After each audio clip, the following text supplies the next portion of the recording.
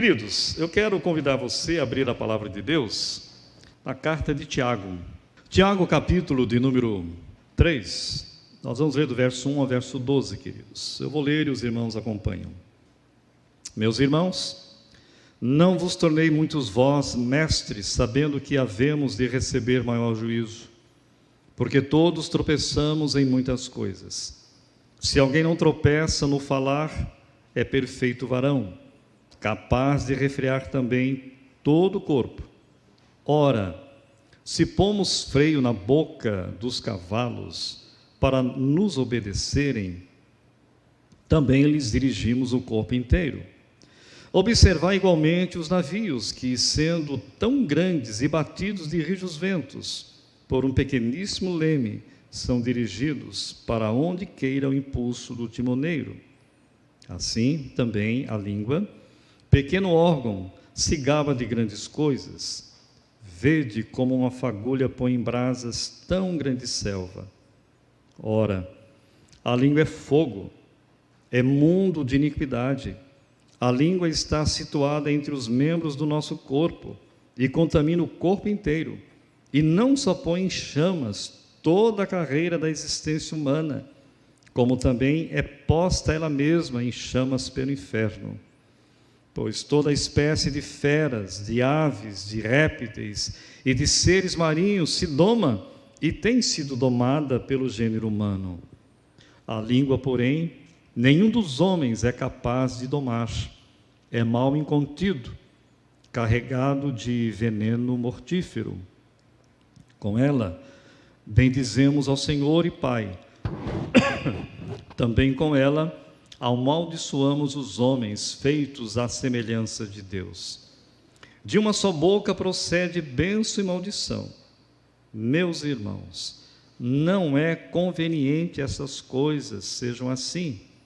Acaso pode a fonte jorrar do mesmo lugar o que é doce e o que é amargoso? Acaso, meus irmãos, pode a figueira produzir azeitonas ou a videira figos? Tampouco fonte de água salgada pode dar água doce. Pai bendito, a tua palavra foi lida e ela é a tua palavra inspirada pelo Espírito Santo. Que este mesmo Espírito maravilhoso, consolador, que ensina, possa abrir a nossa mente, possa dar ao nosso coração mansidão, para aprendermos mais a te servir com alegria e ouvir a tua palavra. Oramos no nome de Jesus. Amém. Queridos irmãos, esse é um texto que, particularmente, às vezes a gente não gosta de ler, né? Tem alguns textos que na Bíblia, é igual comida, eu já falei aqui algumas vezes, tem comida, alimento, né? Que você gosta. Tem alimentos que a gente come bem, né? Por exemplo, a maioria aqui eu tenho certeza que gosta de churrasco, né? Tem pessoas que não gostam, né? Gosta de chuchu, né? Então não tem problema nenhum nisso, é questão de gosto, né?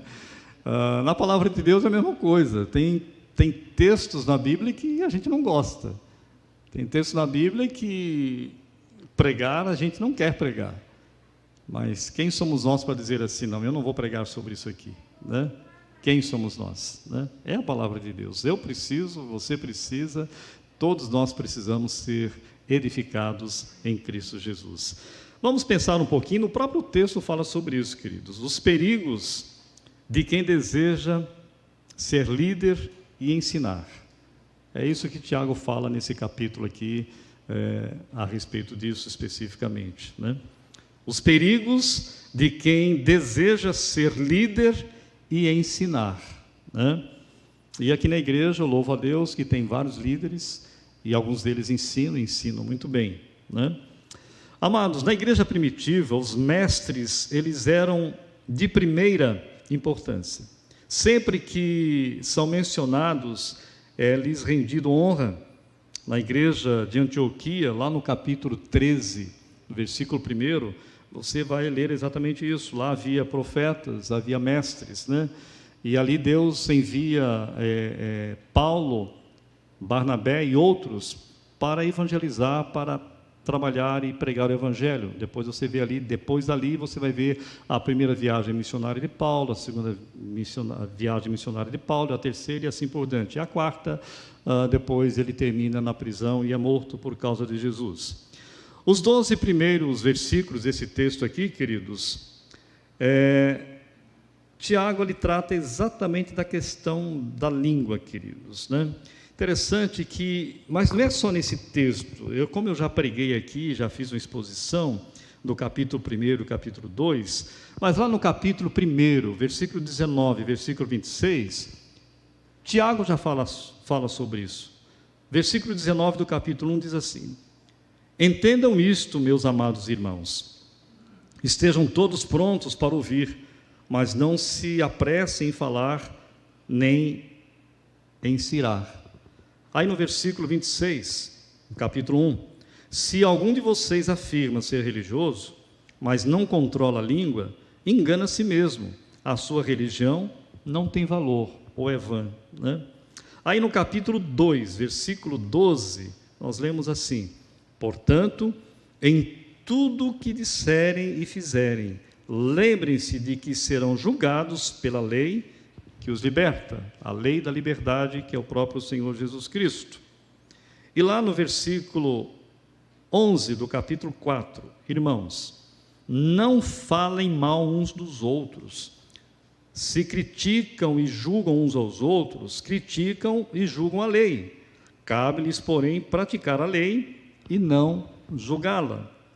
Aí lá no capítulo 5, versículo 12, diz assim: acima de tudo, meus irmãos, não jurem pelo céu, nem pela terra, nem por qualquer outra coisa, que o seu sim seja de fato sim, e o seu não, não, para que não pequem e sejam condenados.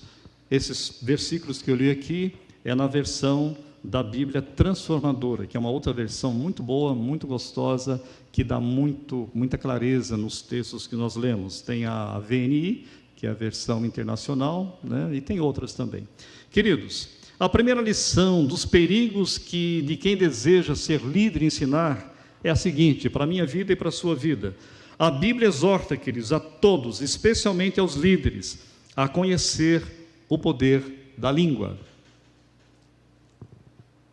O poder terapêutico da língua, queridos, ou melhor, o poder terapêutico da palavra de Deus e a palavra que nós falamos, que você fala. Eu tenho certeza que você já viu coisas muito boas acerca de pessoas que foram levantadas, pessoas que foram curadas, pessoas que foram refeitas e reanimadas por uma palavra boa que você disse, ou que você já testemunhou a esse respeito. Tenho certeza absoluta disso. A palavra boa, queridos, é como medicina, ela traz cura. Uma pessoa está abatida, triste, desanimada, aflita, sem sonhos, e de repente alguém chega com uma palavra oportuna, apropriada. E essa palavra, como bálsamo do céu, traz um novo ânimo, traz, queridos, um novo alento. Este é o poder terapêutico da palavra. Entretanto, porém, todavia, contudo, nós também somos testemunhas de pessoas, famílias, igrejas, comunidades que são minadas e destruídas por palavras insensatas, por palavras não corretas, na hora errada, com a pessoa errada, no lugar errado. Amados, há palavras que ferem mais que uma espada afiada. A Bíblia relata um exemplo dramático a esse respeito. Sabe qual é o exemplo, queridos? A Bíblia relata um exemplo dramático a esse respeito. Saul, o rei Saul, ele, em determinado momento do seu reinado, esse homem praticamente ele ficou louco. Ele ficou possesso de ódio por Davi, seu genro. Davi não apenas tinha sido, queridos, escolhido por Deus em seu lugar, no lugar de Saul, mas também tinha sido escolhido pelo povo como herói nacional. Ao ser ungido pelo profeta Samuel para ser rei sobre Israel, Davi começou a ter muitos problemas, queridos, que talvez ele jamais imaginaria que ele ia ter tantos problemas da unção que ele recebeu como rei pelo profeta Samuel. Sua unção não o levou ao trono, queridos, mas à escola do sofrimento e do quebrantamento. Quando você lê 1 Samuel e 2 Samuel, é impressionante você ver o sofrimento desse homem, depois que o profeta Samuel o ungiu como rei. Davi passou um tempo fugindo de Saul, queridos. Ele chega à cidade de Nobe, onde morava uma comunidade de sacerdotes. Davi e seus homens chegaram ali com fome, e ele pediu pão para os sacerdotes. Bom se lembrar que Davi tinha um respeito muito grande pelos sacerdotes. Sacerdotes de Deus, não esqueça isso, tá bom? O que o sacerdote fez? O sacerdote disse que não havia alimento para todos eles, senão o pão da proposição, isto é, aquele pão que ficava ali na mesa específica do tabernáculo, do templo do Senhor, né? Que representava o quê? O símbolo do alimento espiritual. Todo dia era colocado pão ali, todo dia, que era a representação do alimento espiritual de Deus para com o povo.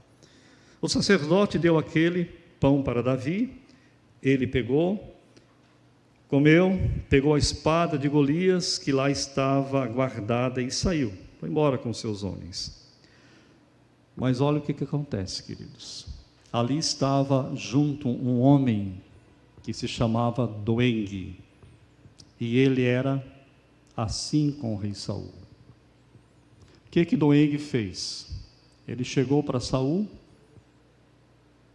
e torceu totalmente a história dos sacerdotes com Davi. Meu querido irmão, minha querida irmã, que coisa diabólica o que esse Doeg fez. Ele foi irresponsável, foi inconsequente e até mesmo demoníaco. Ele foi ter com Saul e distorceu os fatos, torceu a verdade, delatando o sacerdote como se ele estivesse planejando com Davi uma conspiração. Se você for olhar o texto de 1 Samuel, Davi teve algumas vezes o rei Saul na mão, literalmente, para matá-lo, e ele não fez. E ele não fez por uma única razão, pelo temor que ele tinha a Deus, e ele tinha consciência que Saul ainda era um rei. E agora vem esse Doeg e envenena o rei Saul. Claro, o rei Saul acreditou na palavra desse infeliz, né? E o que acontece? Aí Saul diz assim para ele: então você vai lá e mata o sacerdote. Na verdade, ele pediu para que as suas autoridades, os seus soldados fossem lá na cidade de Nobe e matassem o sacerdote. Saul, como rei, tinha tanta autoridade que nenhum soldado disse: nós não vamos. E realmente não foram. Aí o que Saul fez? Coisa mais lógica. Tá bom, Doeg, já que você me trouxe a notícia, então você vai lá e mata. E Doeg fez. E Doeg foi. E ele matou o sacerdote e mais 85 sacerdotes com a sua família. Isso é diabólico, queridos, por causa de uma mentira, por causa de uma torção. Hoje se usa a palavra fake news, por uma falsa verdade. Leia lá depois essa semana, o que eu estou lendo aqui, o que eu estou falando aqui não é de papo furado não, meu querido irmão. Sair do assunto, da língua, não, queridos. Olha a tragédia que acontece na vida do povo de Israel. de um rei que ouviu algo e não foi buscar de fato a verdade. Porque Saul queria realmente destruir Davi. Amados, isso nos mostra como a língua pode ser um instrumento de bênção ou de destruição, queridos. Lemos lá em Provérbios de Salomão, capítulo 6, verso 16. Aqui, nesse texto de Provérbios, Salomão, ele elenca, ele descreve, queridos, 6 pecados que Deus aborrece e um pecado que a alma de Deus abomina. Dos 7 pecados, queridos, 3 estão ligados ao pecado da língua: a língua mentirosa, a testemunha falsa que profere mentiras e o que semeia contenda entre irmãos. Essa é a 7ª. Essa Deus abomina. Eu e você precisamos vigiar muito isso, queridos. Tomar muito cuidado. Tiago chegou a dizer nessa carta que ninguém pode se dizer religioso sem primeiro refrear sua língua. Já lemos aqui o texto sobre isso. Tiago está dizendo que podemos ter um conhecimento colossal das Escrituras, queridos. Podemos ter um invejável conhecimento teológico. Podemos conhecer as Escrituras e dominar doutrinas. Mas se eu não conseguir dominar a minha língua, tudo isso cai por água abaixo. Desonra a Deus, destrói vidas e não traz nenhum tipo de edificação e crescimento para a igreja e para a nossa própria vida. É o que Tiago está dizendo. Não vos torneis muitos de vós mestres. Essa palavra pode ser parafraseada da seguinte forma: não alimentem a ambição indevida de ser mestres. Então, queridos, a primeira lição que nós colocamos aqui é exatamente essa. A Bíblia exorta a todos, especialmente aos líderes, a conhecer o poder da língua. A segunda lição, queridos, não se trata de proibição do uso desse dom por alguém chamado por Deus para ensinar, para ser mestre, porque a Bíblia fala sobre isso. Capítulo 4 de Efésios fala isso, que Deus chama uns para apóstolos, para profetas, evangelistas, pastores, mestres.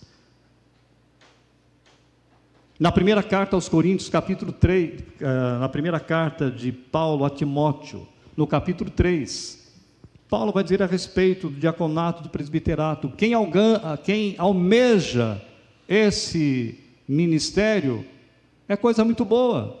Leia lá 1 Timóteo capítulo 3. Não está errado você desejar ser presbítero da igreja, ser presbítero, ser diácono, ou ser um professor de escola dominical, ou até mesmo um dia ser pastor na vida. Não é isso que Tiago está dizendo, que está errado, que é proibido. Não. O que ele está dizendo é que é uma advertência para não assumir esse ministério de forma irresponsável, como doengue. Usar a liderança, usar exatamente o que fala, como fala, para torcer tudo aquilo que a Bíblia nunca disse. Por isso que Tiago diz logo no início do capítulo 3, meus irmãos, não vos torneis muitos de vós mestres, sabendo que havemos do quê? De receber maior juízo. Tem pessoas que acham que ser pastor é só pregar a palavra de Deus. Eu já vi isso de várias pessoas. Ô pastor, como é bom, né pastor? Que legal, o senhor prega a palavra de Deus todo domingo, tal, piri, paroró. E aí eu já ligo para essa pessoa, meu irmão, isso é muito importante, pode ter certeza. Mas ser pastor é muito mais do que isso. Muito mais. É procurar servir a Deus como Jesus Cristo serviu. É servir a você. E eu não estou me referindo a Osias pastor. Eu estou me referindo a pastores. Todos se não procura enfrentar o desafio de servir a igreja, a Deus, segundo Jesus, nós vamos ter sérios problemas a esse respeito. Isso traz grandes problemas, queridos. Aqueles que ensinam, queridos, a palavra da verdade, receberão juízo mais severo se não praticarem o próprio ensinamento. Ensinar a Bíblia é uma grande responsabilidade. Quem assume deve estar preparado para o quê? Não é só estudar, mas preparado, queridos, para ensinar para a sua própria vida.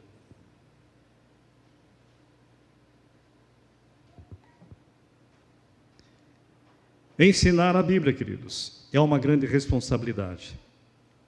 Se não crescer na fé, como essa pessoa poderá ajudar outras na caminhada? Crescer na fé é na maturidade espiritual, queridos.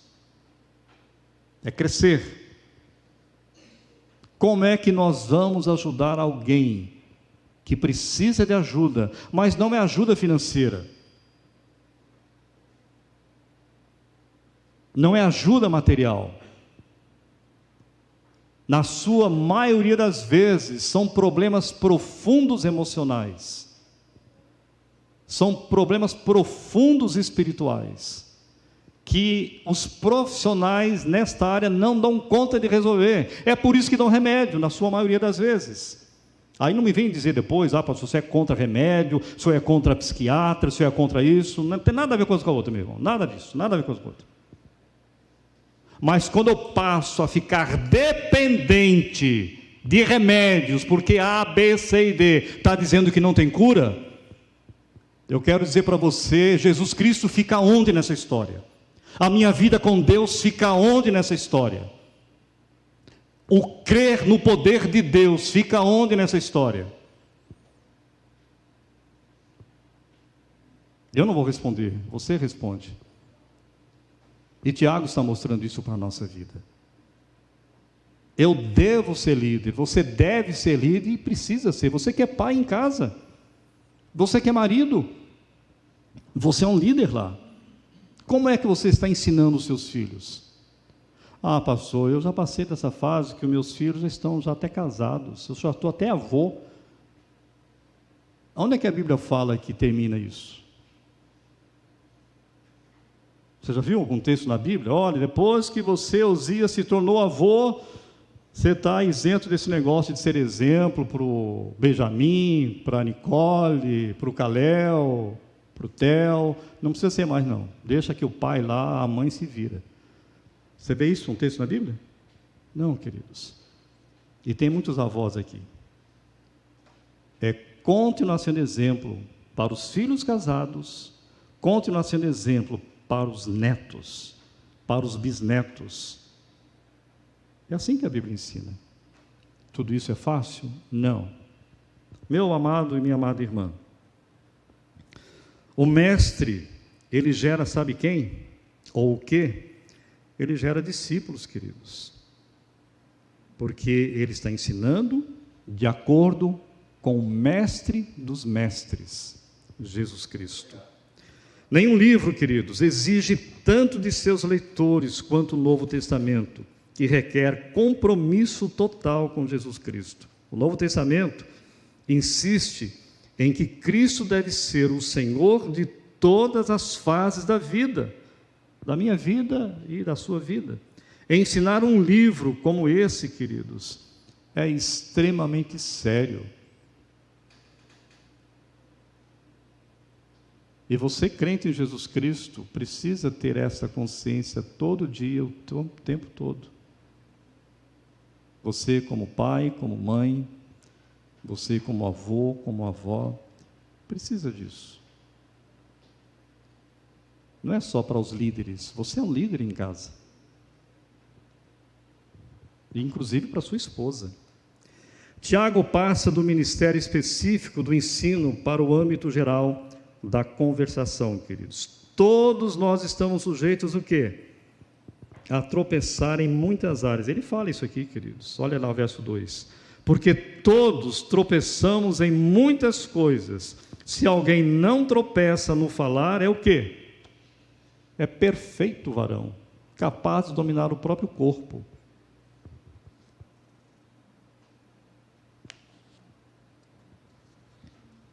Amados, se conseguimos exercer controle sobre as nossas palavras, não teremos dificuldade em praticar o autocontrole em qualquer área da nossa vida. É o que Tiago nos ensina. Evidentemente, amados e amadas irmãs, a única pessoa que seguiu essa prescrição com rigor absoluto foi o Senhor Jesus Cristo. Em certo sentido, porém, cada um de nós podemos ser perfeito, ou seja, maduro, pleno, inteiramente disciplinado. Foi o que Deus disse para Abraão. De várias mensagens, tem um momento que Deus diz para Abraão: Abraão, sê perfeito e anda na minha presença. Abraão era perfeito, meu irmão? Não, era pecador como você e como eu. O que é ser perfeito? É você ter consciência de que onde eu vou, aonde você vai, Jesus Cristo está conosco. A consciência de caminhar com esse Deus o tempo todo. Estou estudando, Jesus está comigo. Estou trabalhando, Jesus está comigo. Estou conversando com o irmão, com uma irmã, com uma pessoa onde eu trabalho, Jesus está comigo. Ou você crê que quando saímos de casa, ó Senhor Jesus, fica aí, eu vou trabalhar, depois quando eu voltar a gente vamos bater um papo legal aí. Claro que não, né, queridos? A língua tem o poder de dirigir tanto para o bem como para o mal, queridos. Tiago usa duas figuras para mostrar o poder da língua: o freio e o leme. Está lá no versículo 3 e 4. Para que serve um cavalo indomável e selvagem? Eu não sei se você já andou de cavalo aqui, eu nunca andei, eu gosto muito, acho bonito, fora de série, né? Quando tinha rodeios, né, de peões, eu até assistia, muito legal, acho muito joia, né? E de ver a força que um cavalo tem, mas toda a força que o cavalo tenha, se coloca aquele freio na boca do cavalo, meu irmão, quem sabe mexer com aquilo, faz o cavalo o que quer com ele. É isso que Tiago está dizendo, né?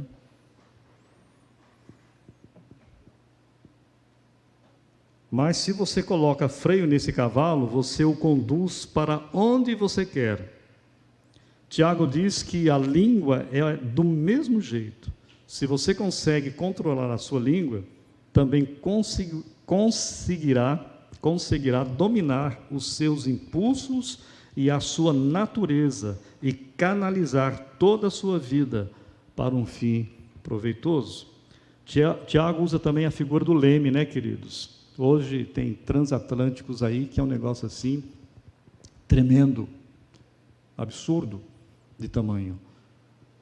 De vez em quando eu me pego na internet vendo exatamente isso, vendo o poder e a sabedoria de determinadas pessoas de construir tremendo grandes transatlânticos, né? E de acordo com o tamanho das toneladas que tem um transatlântico, o leme é muito pequeno. Ele pode até pesar 1 tonelada, mas tem transatlânticos que pesam 25, 30, 40 toneladas. E o leme deve pesar no máximo 1 tonelada. Mas ele é conduzido por aquele leme. Tiago está dando esse exemplo de que um pequeno instrumento, o timoneiro tem poder de controlar isso. Ele está dando exemplo da nossa língua, que é a mesma coisa. O leme, porém, pode conduzir esse grande transatlântico, fugindo de rochedos, das rochas submersas, e pode transportar em paz e segurança os passageiros. Todos. O que Tiago está dizendo, queridos, é que nós não controlamos a nossa língua. Nós seremos como um transatlântico, sem leme e sem direção. Se não controlarmos nossa língua, vamos nos arrebentar nos rochedos, vamos nos destruir e vamos ainda destruir quem está perto de nós, porque a língua tem poder de dirigir para bem ou para o mal. lembra do exemplo diabólico de Doeg. Ele poderia ter sido fiel ao seu rei e ao próprio rei Davi, mas ele torceu, ele mentiu, e a destruição foi terrível. Terceira e última lição, queridos. O poder destruidor da língua está no versos 5 e 6. A terceira metáfora que Tiago usa é o fogo. Um fósforo, queridos, aceso, jogado no meio de um mato, pode dar início a um incêndio capaz de destruir uma grande selva. Quanto potencial, queridos, de devastação num objeto tão pequeno. Quantas vezes, viajando nas estradas desse país, que já viajei muito com a minha esposa, eu já observei isso. Lugares, por exemplo, trabalhamos no Mato Grosso, que é um lugar que tem muita lavoura, e lavouras muito bonitas. Às vezes você vê o fogo, você está passando na estrada, muito longe, muito grande, e você vê um fogaréu. Quem é que pôs fogo naquilo? Na maioria das vezes, sabe quem é que pôs fogo? Quem está viajando na estrada, que joga a ponta de cigarro acesa na beirada.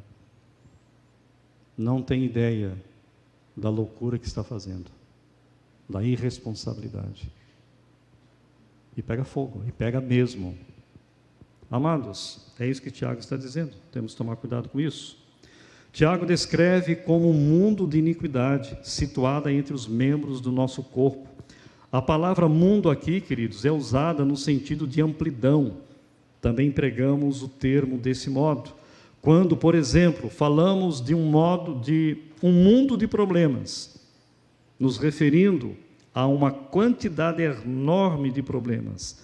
Apesar de ser extremamente pequena, a língua tem grande potencial para a iniquidade. Versículo 7 vai dizer para nós: a quarta imagem é de uma criatura selvagem e indomável. Todos os mamíferos terrestres, aves, serpentes e os animais marinhos podem ser domados. Você já viu isso? Já viu? Talvez você nunca presenciou. Eu estava vendo esses dias atrás um programa, uma pessoa, não sei se ela é bem ajuizada, né? Não é no Brasil, ela consegue controlar vários crocodilos grandes, que são ferozes. Ele tem um sistema, como se doma um animal, um cachorro, né? Ele tem um sistema lá que só ele entende, que ele chega, ele chega a virar as costas para o crocodilo, e ele chama e o crocodilo vai. E ele pega um pedacinho de carne mais ou menos desse tamanho, e o crocodilo levanta aquela boquinha pequenininha que ele tem, né? E ele coloca lá. Fala, meu Deus do céu, que poder esse cara tem. Mas é o que o Tiago está dizendo aqui, queridos. Deus deu essa capacidade para o ser humano, para isso, para domar. E Tiago vai dizer que o ser humano não tem poder de domar a própria língua, queridos. A língua põe em chamas toda a carreira, né? Não é raro, queridos, ver elefantes, leões, tigres, aves de rapina, serpentes, golfinhos, crocodilos e até peixes adestrados, amados. Quem afirma que nem todos os seres do reino animal podem ser domados, não entendeu ainda o que Tiago está ensinando para a nossa vida. Tiago ainda caracteriza a língua como um mal incontido. Ao ligar essa expressão, queridos, com as palavras seguintes, carregado de veneno mortífero, temos a impressão de que Tiago se refere a uma serpente inquieta, extremamente venenosa, pronta para dar o bote. Uma ou duas gotas de um veneno são suficientes para causar a morte. Da mesma forma, a língua pode envenenar a mente e destruir o caráter de alguém. A aplicação para a nossa vida é a seguinte, queridos, para a minha vida e para a tua vida. Primeiro, é incoerente e completamente contrário à natureza usar a língua para o bem e para o mal. se somos crentes em Cristo Jesus. No momento, a pessoa bendiz ao Senhor e logo em seguida amaldiçoa aqueles que são feitos à imagem e semelhança de Deus. Segunda aplicação: a língua que bendiz ao Senhor deve ajudar os outros e não prejudicá-las. Terceira aplicação: tudo o que dizemos deve ser testado com 3 perguntas, queridos. Tudo que falamos é verdadeiro? É amável? E é necessário? Quarta aplicação: devemos pedir, queridos, constantemente ao Senhor que nos ajude a guardar nossos lábios e orar para que as palavras de nossa boca e a meditação do nosso coração sejam agradáveis na presença dEle, que é a nossa força e o nosso Redentor. Você vai ler isso lá no Salmo 19, versículo 14. Não podemos esquecer, queridos, que o nosso corpo, mencionado em Romanos 12:1, inclui a língua. Quinta aplicação: nenhuma fonte jorra água doce e amarga ao mesmo tempo. O mesmo princípio deve ser aplicado à nossa língua. Sexta aplicação: assim como a água da fonte lembra refrigério, o fruto da figueira lembra sustento. A figueira não pode produzir azeitonas e a videira não pode dar figos. Na natureza, cada árvore produz somente um tipo de fruto. Como é possível, então, a língua produzir frutos bons e frutos maus? Sétima aplicação: em Mateus capítulo 7, verso 16 a 20, somos advertidos a não esperar frutos bons de árvores más. Homens perversos, queridos, só produzem obras perversas. Aqui somos advertidos a não usar a língua para produzir 2 tipos de fruto. E por último, nenhuma fonte pode produzir água salgada e água doce ao mesmo tempo. As duas são mutuamente excludentes. Estas lições da natureza, queridos, têm por objetivo lembrar a minha vida e a tua vida de que nossas palavras devem ser sempre boas, temperadas para edificação e principalmente para a glória de Deus. Que Deus abençoe a cada um de nós. Que nessa semana o Espírito Santo possa me dar cada vez mais capacidade de falar o correto e abençoar as pessoas. Que Deus nos abençoe.